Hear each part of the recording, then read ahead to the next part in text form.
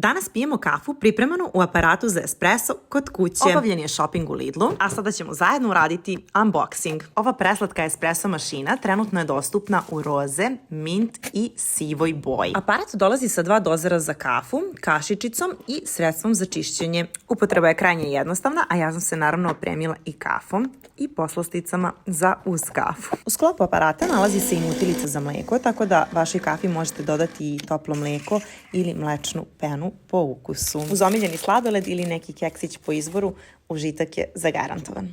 Javite mi utiske.